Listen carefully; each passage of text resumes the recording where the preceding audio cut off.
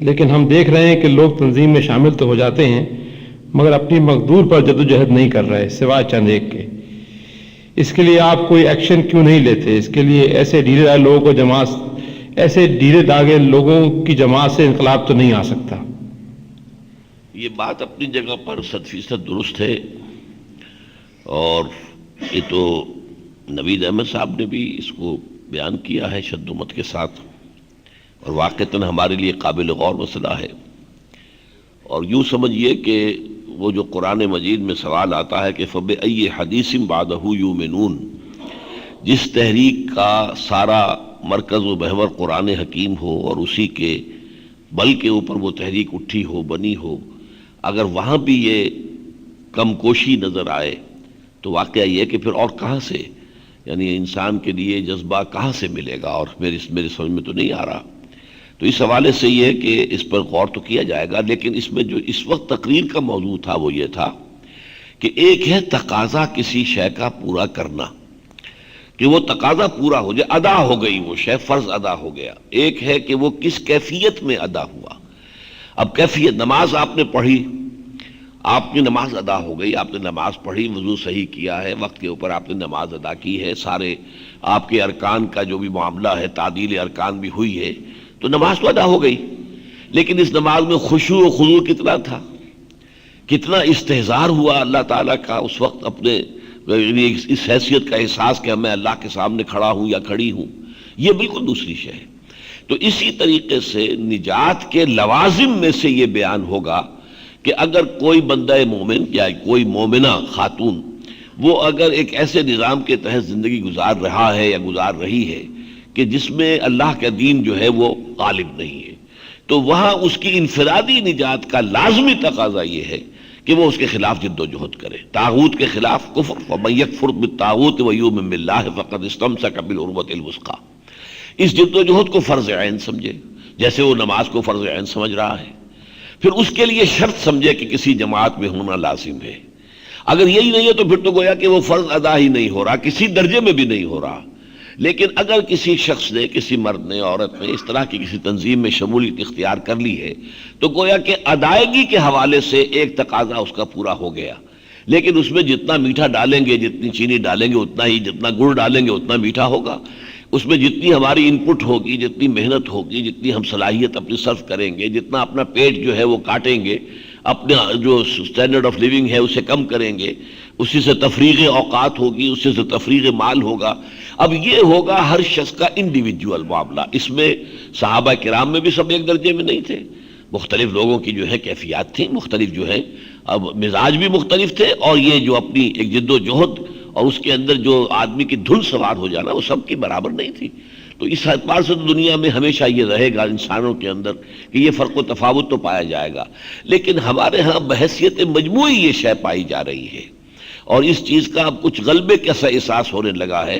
اور اس میں ظاہر میں سمجھتا ہوں کہ اس کے حوالے سے ایک تو یہ کہ اس کی نشاندہی مبارک ہے، اس کے بارے میں سوچ یہ بھی مبارک ہے. اس کے ضمن میں اگر کوئی اس کا سبب نظر آئے، وہ اگر مجھے بتایا جائے انفرادی خط لکھ کر تو بھی میں اس پر غور کروں گا. کوئی خصوصی تجویز اس کے ضمن میں ہو تو وہ بھی اگر مجھ تک پہنچے گی تو میں اس پر غور کروں گا. لیکن اس کے علاوہ میں اور کیا کر سکتا ہوں؟ ظاہر بات ہے کہ ایک جو مواد ہوتا ہے نا، جیسے کہ حضور نے فرمایا ہے الناس کالمعادن خیارہم فی الجاہلیت خیارہم فی الاسلام. انسانوں کی بھی مختلف جیسے معدنیات کی قدر و قیمت ہے، ایسے ہی انسانوں کی ہوتی ہے. اب ایک جو ہے معدنیات جو ہے، ایک اور جو ہے وہ سونے کی ہے، اسے صاف کریں گے سونا بنے گا. ایک اور چاندی کی ہے، آپ اس کو صاف کرتے رہیے لیکن وہ سونا تو نہیں بنے گا، وہ بنے گا چاندی، زیادہ صاف چاندی ہو جائے گی. تانبے کی اور ہے تو تانبا ہی بنے گا، لوہے کی اور ہے تو لوہا ہی بنے گا. اسی طریقے سے کسی قوم کے اندر بحیثیت مجموعی اگر شخصیت کے اندر، جس کو کہتے ہیں کردار کی مضبوطی نہ رہے تو ظاہر بات ہے اسی معاشرے میں سے نکل کر لوگ آ رہے ہیں، اسی کے اندر سے آئیں گے، وہ اپنی کمزوریاں اور خامیاں لے کر آتے ہیں. اگر ہمیں مل ہی رہا ہے تانبا، سونا نہیں ہے تو کیا کریں گے؟ ہم سونا نہیں بنا سکتے. البتہ یہ ہے کہ کم سے کم اپنے درجے میں معذرتاً الی ربکم ہم ان پر ان کا فرض واضح کر رہے ہیں. وہ بھی اگر کسی درجے میں اس فرض کی ادائیگی کی حد تک بھی آ گئے ہیں تو شاید اللہ تعالیٰ کے ہاں ان کا عذر قبول ہو جائے کہ ہماری جو کوتاہی تھی اللہ بخش دے، ہم نے کم سے کم اس کے بنیادی تقاضوں کو پورا کیا ہے. بہرحال یہ اپنی جگہ پر ہے معاملہ. جیسے کہ میں پہلے ایک مثال دیتا رہا ہوں, it's no use whipping the dead horse. کوئی گھوڑا اگر مر چکا ہے تو آپ اس کو چابک لگائیں گے تو کیا وہ چل پڑے گا؟ اس نہیں چلے گا, مر گیا ہے. اگر کوئی قوم مر چکی ہوتی ہے, جیسے کہ حضرت نوح کی قوم مر چکی تھی, اب اس پر تو عذاب آنا ہی آنا تھا, چاہے وہ 950 برس کی بجائے 1950 برس اور دعوت دیتے رہتے. تو وہ تو جیسا کہ ان کی آخری دعا ہے کہ اگر اے اللہ تو نے ان کو چھوڑ دیا, لا یجدوا الا فاجرا کفارا, تو ان کی تو اگلی نسل میں بھی فاجر و فاسق پیدا ہو گئے. ان کا تو جس کو ہم کہتے ہیں پنجابی کولوکیل لینگویج میں, ان کا تو بیج مارا گیا. اب ان کی اگلی نسلوں میں سے بھی کسی خیر کی کوئی توقع نہیں ہے. اب کیا کریں گے؟ کیا نوح کر لیں گے, یا کیا کوئی اور اگر 100 نوح پیدا ہو جاتے ہیں وہاں تو وہ کر لیں؟ کچھ نہیں کر سکتے, اس لیے کہ قوم مر چکی تھی اور وہ مرنے کی مستحق ہو چکی تھی. ہم نہیں کہہ سکتے کہ اس طرح کا معاملہ ہمارے ساتھ بھی ہو رہا ہو, واللہ عالم. لیکن یہ ہے کہ اگر اس طرح کی چیزوں سے وقتی طور پر متاثر ہو کر ہم اس میں اپنے طریقہ کار میں کوئی ترمیم کریں گے تو وہ درست نہیں ہے.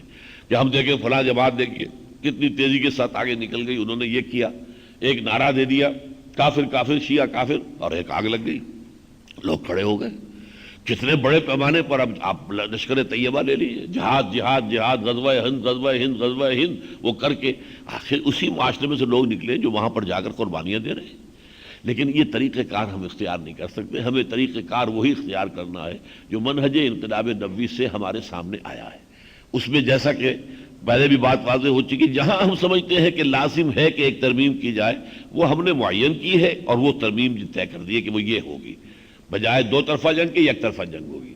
لیکن یہ کہ اس کے علاوہ اگر کوئی اور شخص ہمیں اگر اس کو پڑھ کر, اس کا مطالعہ کر کے, اس پر غور کر کے اگر ہمیں بتائے کہ نہیں تم یہاں بھی غلطی کر رہے ہو, یہ طریقہ کار یوں ہو سکتا ہے, تو ہم سوچنے کو تیار ہوں گے. کم سے کم میں تو اپنی زندگی کے آخری سانس تک ایسے تمام مسائل کے بارے میں نظر ثانی کرنے کے لیے تیار ہوں.